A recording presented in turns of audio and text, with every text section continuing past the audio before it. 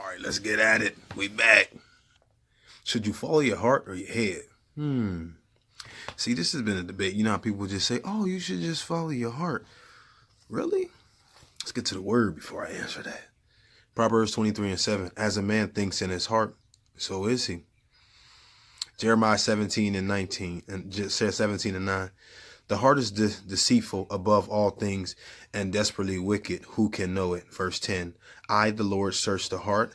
I try the reins, even to give every man according to his ways, according to the fruits of his doings. 1 Timothy 4:2. Such teachings come through hypocritical liars whose consciences have been seared with a hot iron.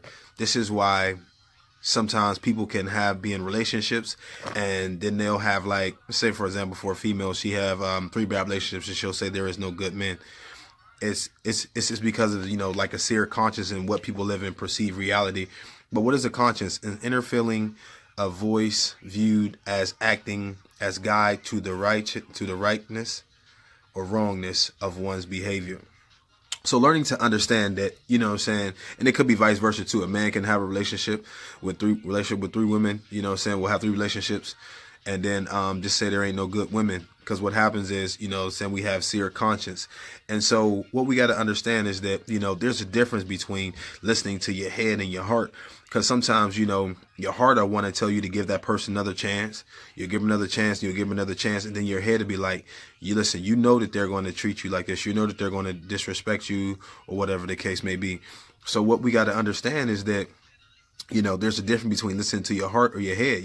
Our heart will tell us to give another person another chance. And there's nothing wrong with that. That's actually a healthy heart. Scientific study that shows about a healthy heart giving somebody a chance, because as we see a seared conscience, we can see that. Ephesians 4:19, having lost all sense of shame, they have given themselves over to sensuality for the practice of every kind of impurity with a craving for more.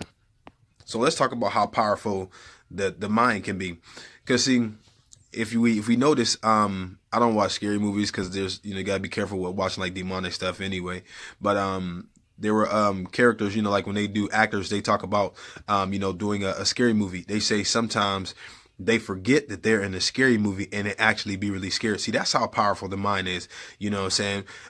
Somebody can think something one way, or that's why we say, well, why would they act like that? And people have seared conscience where their heart has been hurt so bad that they said, you know what, I'm just going to dog everybody out, because of how they've been treated, not knowing that the person that done them wrong just don't deserve their love.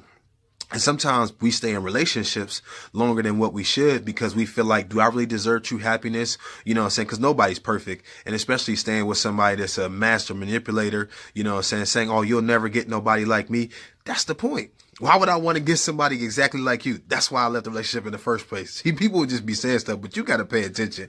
But there's a difference between following your heart and following your head. This is why we need discernment. This is why we got to ask God, okay, God, should I move on or anything like that? And there's nothing wrong with that. If you leave the relationship and then this person goes and gets help, gets the right help and they change, then yeah.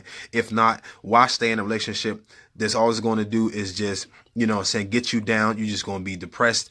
Some may feel suicidal and everything like that. That's why it's a difference between following your head and following your heart, because people just say stuff and it sound good. Just follow your heart, whatever your heart says. And yeah, you can meet somebody and say, oh, I feel good about this person, but you got to pay attention, because you got to pay attention to the signs. Like if you have kids and the person don't want to deal with your kids, it don't matter.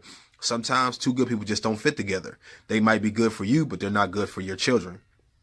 So you got to understand that. And also too, there's times when people may have relationships, and then this person don't want to take care of their kids.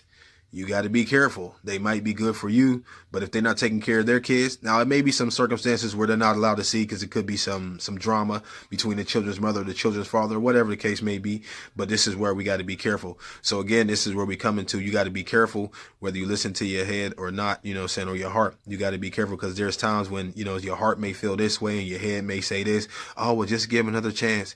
And that something is different about them or anything like that. So you got to be careful. And you deserve happiness.